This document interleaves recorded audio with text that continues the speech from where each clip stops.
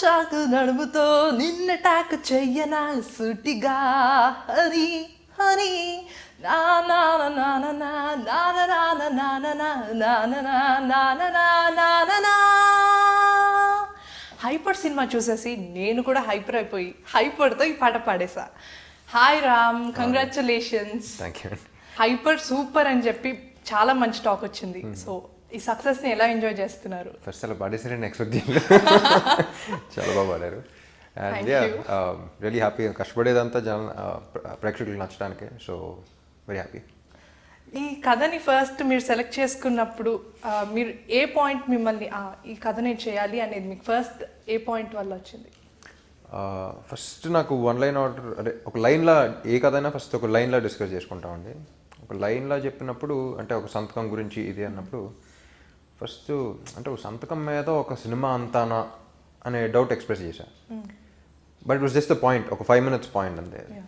దాని తర్వాత లేదని చెప్పేసి డెవలప్ చేసుకొచ్చాడు అనమాట.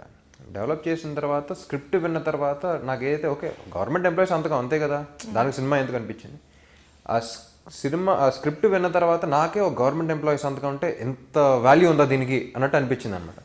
సో స్క్రిప్ట్ వెంటనే నాలో ఏమి అంటే ఓకే చిన్న విషయమేగా అనుకున్నా నేను, ఎంత ఫీల్ అయ్యానంటే ఆబ్వియస్లీ ఆడియన్స్ కూడా ఫీల్ అవుతారని చెప్పేసి. సో దాట్ మెసేజ్ అనేది ఇట్ రియలీ షుడ్ మీ.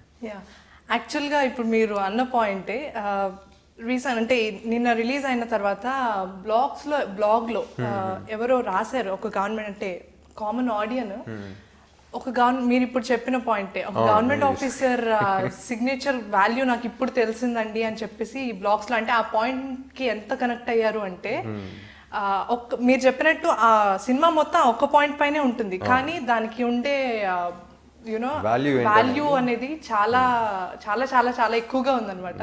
మీరు అంటే సినిమా టైటిల్ వచ్చేసి హైపర్, ప్రతి ఇంట్లో ఒకడు ఉంటాడు. అంటే ఇప్పుడు మేము అనుకోవచ్చా మీరు సినిమాకే నా టైటిల్, లేదంటే మీరు కూడా నిజంగా హైపర్? రియల్ లైఫ్లో అంతే. ఇందాక చెప్పినట్టు యాక్చువల్లీ గవర్నమెంట్ ఎంప్లాయీ నిజంగా పనిచేసే గవర్నమెంట్ ఎంప్లాయీ కానీ రాశారు, చూసాను. అది మొత్తం చదవలేదు, చాలా పెద్దగా ఉంది. బట్ ఇందాకే చెప్పారు కూడా, అంటే ఒక సినిమా చూసిన తర్వాత ఒక గవర్నమెంట్ ఎంప్లాయీ అంత పెద్ద లెటర్ రాశాడంటే నిజంగా దట్స్ ద చేంజ్.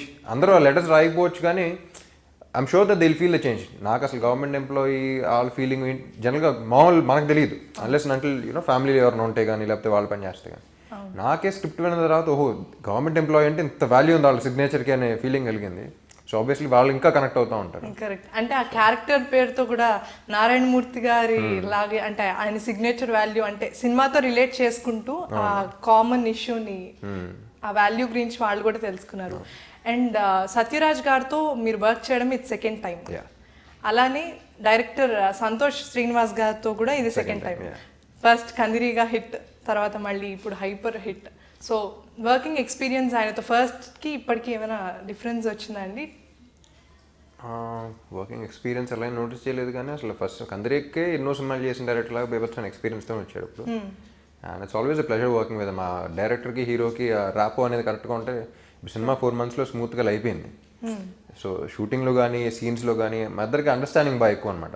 సడన్గా ఊరికే క్యాజువల్గా ఆన్ లొకేషన్ అని ఇంప్రూవైజ్ చేయాలన్నా సరే ఒకటి అనుకుని దానికి ఇంకోటి బిల్డప్ చేసి అలా ర్యాప్ అనేది బాగా ఉండేది ఇద్దరికి. రాశి ఖన్నాతో కూడా ఇది సెకండ్ టైం వర్కింగ్. సో మీ ఇద్దరు ర్యాపో ఎలా ఉంటుంది సెట్స్లో? లాట్ ఆఫ్ ఫన్ అండి, ఎందుకంటే ఆల్రెడీ పని చేసాం కాబట్టి ఆ పరిచయం ఇన్హిబిషన్స్ అనేది ఫస్ట్ ఉండదు. అండ్ ఫస్ట్ నుంచి చాలా ఫ్రెండ్లీగా ఉండేవాళ్ళం. So it's very easy to discuss our characters కానీ జనరల్గా కెమిస్ట్రీ కానీ ఈజీగా కనపడతా ఉంటుంది సెట్ మీద. And she is a wonderful course. ఈ పర్టికులర్ ప్రొడక్షన్ హౌస్ 14 Reels చూసుకుంటే లైక్ ఇది మీరు ఫస్ట్ టైం వర్క్ చేయడం. సో మీకు ఎలా అనిపించింది వాళ్ళతో వర్క్ చేయడం? సో అంటే ప్రొఫెషనల్గా ఫస్ట్ టైం